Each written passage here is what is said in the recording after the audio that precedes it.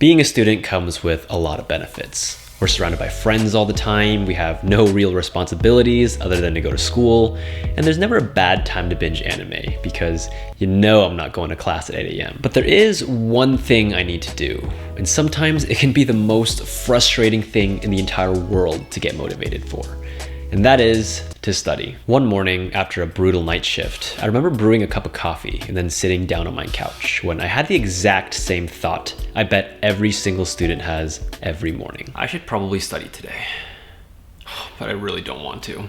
And so I did what any lazy student does. I organized all my Pokemon cards in order, freshened up on Christmas tunes for the coming holiday, annoyed my big brother, until finally around 5 p.m. I finally started doing RemNode flashcards. But I only got through 5 flashcards before completely losing interest. I just couldn't keep myself motivated. I felt so guilty for wasting a perfect day, and I know the situation is common to so many of us students, because at the end of the day, we all want that drive and motivation to continue investing in projects and goals without letting them fizzle out. So with this video, I want to talk about motivation, what I've learned from exploring it, and how we can all level it up. So what is motivation? Motivation is the fuel that allows us to maintain what we've already begun so we can succeed in our assignments. It actually isn't what gets us started, that's action. It's what keeps us going. What prevents us from taking action is procrastination, but that's a topic for another video. We're focusing here. I think of motivation like a candle. First, something causes a spark that gets the fire going, the action. Maybe it's an inspirational YouTube video or your mom scolding you for the 50th time, but whatever it is, something gets the fire going. But to keep the fire burning, we need motivation. And this is where our thoughts start to interfere. Maybe there's an external gust of wind that blows out the candle. Or maybe the candle is just poorly made and the wax burns too quickly or puts out the wick. My point here is that there are both external and internal factors that affect how long this candle is able to burn for. And to properly understand motivation, we need to look at both aspects. So when I say external thoughts, what I mean are things outside of our control that distract us from our work. Maybe you sent a risky text message to your potential soulmate and the anticipation of how they'll respond is all you can think about. Or it could be concern about going to a party later this week, or when to order Postmates to get dinner promptly by 6 p.m. All of these external, unrelated factors are distracting us and blocking our motivation to study. Next are internal thoughts. Internal thoughts come from our perception of ourselves and almost always reflect our insecurities. I remember the feeling I had when I nearly failed an exam I studied really hard for in medical school. It sucked. I felt inadequate and worthless. I had this thought that no matter how hard I try, I'm just gonna fail again. So what's the use? Another common thought I've internally struggled with was thinking how pointless some classes were. Like, I decided early in med school I wasn't going into surgery.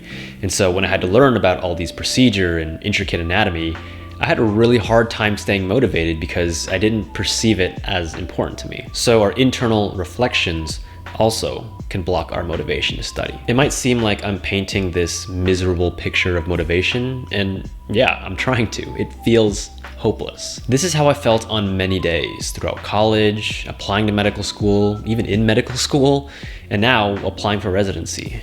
And what's worse is that when we're stuck in this motivational block, we beat ourselves up even further by telling ourselves that we suck because we can't stay motivated. It's a perpetual cycle of self-punishment that stacks and stacks on itself. So now let's talk about what we can do, because there is hope to break the cycle. If we can understand the two sources of pain, we can work on addressing the root problems in our motivation. So I want to provide some insight from what I've learned to help me overcome it. I noticed the hurdle with external motivation was anxiety. If we think about what anxiety actually is, it's fear of uncertainty for something that hasn't happened, which means that we'll continue to have anxiety up until that thing happens, right? When we have an upcoming exam, we're sweating, we're anxious, but once it's over, there's this huge gush of relief and it's gone. So knowing that, in very, very simple terms, we only have two options. We can either force the thing to happen that we're anxious about, or we have to get comfortable sitting with our anxiety. For example, if you need to study, but you're anxious because you need to call your boss to ask for next week off, then call them up on the spot, get it over with. Force the pending anxiety hanging out in the back of your brain to occur and relieve all these little nuances as much as you can. But when I can't force it to happen and it's out of my control, then I have a different approach. It's a two-step process: awareness and then kindness. For example, I sent a text message to this girl I really wanted to see. And so while I waited and waited for a response, there was nonstop anxiety. What's she gonna say? Did I use too many emojis or not enough? Maybe I shouldn't have sent that Diglett meme. And this isn't sustainable. So the first step was to catch myself when the anxiety starts. Bring awareness that, okay, I'm thinking about this a lot, like 5 times in the last 10 minutes. And then be kind. Hey, Matty, it sucks that you're thinking about this so much.